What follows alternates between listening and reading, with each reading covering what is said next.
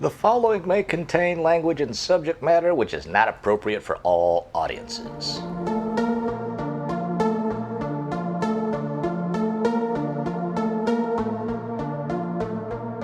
Hey everybody, thank you for joining us here on the Lou Fact Podcast.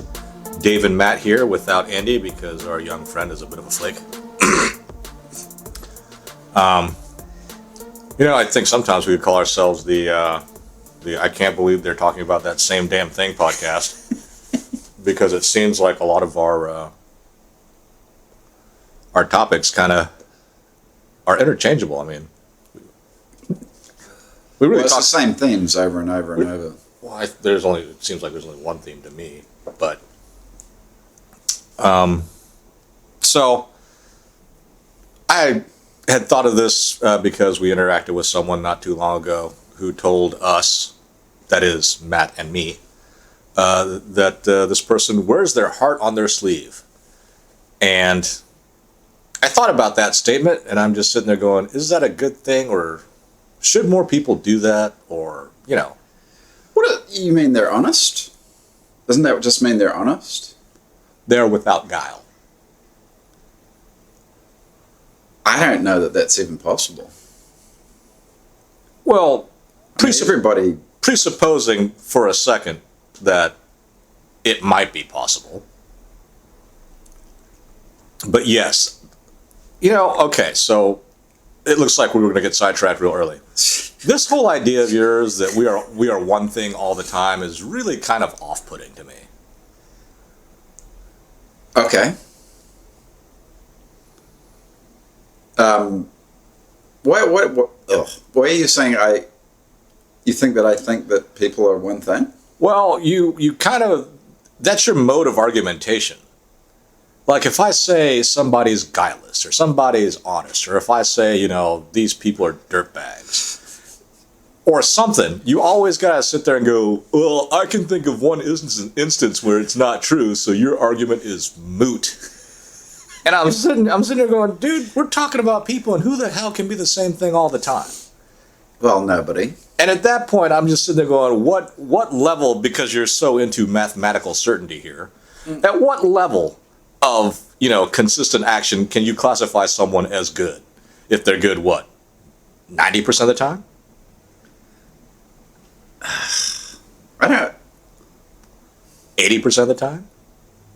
51% of the time? It's hard to put a number on it. Well, sure, because... I just think of people as being good and bad. Right, but on your intuitive level, if someone shafts you or screws you over out of some money or a parking space or something, you think that person's a bad person based on that one act. Yeah. Yeah. If they're being a son of a bitch... To me, then, yeah, I put them in the bad camp. Well, what if they're just mean to you? And in all other instances in their life, they're just, Mother Teresa, to use an analogy. Because if you're Christopher Hitchens, you think Mother Teresa's a thug. Really? Yeah, he didn't like her very much. Wow. Is this a book you read? Or is this something you heard? Is this anecdotal? Well, now I'm trying to classify it because it is something that he said in reference to a book that he was trying to sell. So, but when I heard it, it was anecdotal. So does that mean... But it was anecdotal from him. He probably said it in a book. Or an essay or whatever. But anyway. That's a hard question, the percentage thing. Because when I think if somebody's good, they're probably good a lot of the time. What's a lot of the time? Is it 50%? 51%? No, 60%? No, higher than that. It's like 80 or 90% of the time. Okay, so what if some guy's like really good 80 or 90% of the time, and then at this one point he got really tempted and did something really bad? Does that make him a bad person? It's the age-old question of, should you be judged by your last worst act? Yes. Yes? That's how you're going to be remembered. Then everybody's bad. Why? Because everybody's remembered for their last worst act? Yeah. So you don't think people are good or bad? You think it's It's definitely circumstantial. Pacific. Pacific? Specific. Did I say Pacific? You did. Oh, that's what I heard. It's because my brain is flummoxed. Anyway, so going back to the thing, I mean, I don't know if that we can be guileless. I mean, we can be guileless most of the time, but then you really shouldn't play poker. There would be no such thing as Texas Hold'em. I think I'm pretty guileless, but I actually do all right at Texas Hold'em. You know, with a bunch of people that aren't poker professionals. I have no idea what that's supposed to mean or why that's important. Well, I was just thinking, I've played Hold'em before, and I usually hang around till close to the end, and then I get beaten. Okay. You've never played Hold'em, have you? I don't know. I'm not much of a gambler. I think you'd be a good poker player. I don't know. Well, I think if you wear your heart on your sleeve, you're probably going to get taken advantage of a lot. Like if you don't have much guile in the society that we live in these days. Well, in any society, really.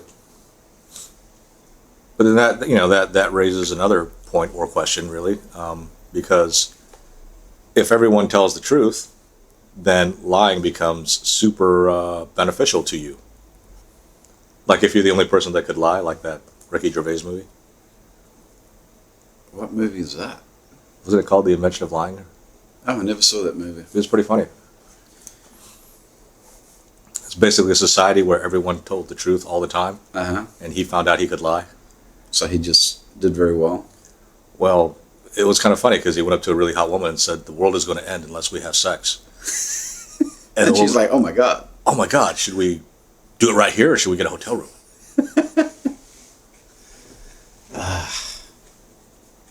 Ricky Gervais.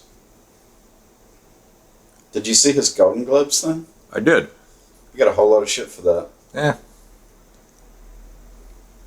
That's your take on what he said. Yep. Man, I don't know that people can exist. I think everybody has a little bit of guile. Well, yeah, because nobody's one thing all the time.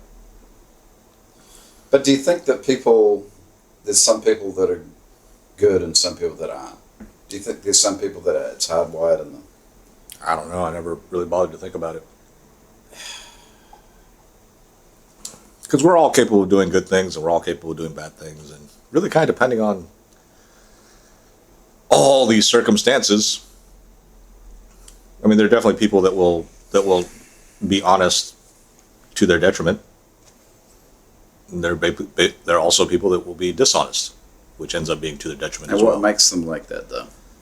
Or do you not think it matters? The only thing that I can say for certain is that I really don't care. Wow. Maybe we should call this the Not Giving a Shit podcast. Yeah, but it's really too much trouble. But anyway, I guess that's enough time for this topic. If you stuck around, you really deserve a cookie.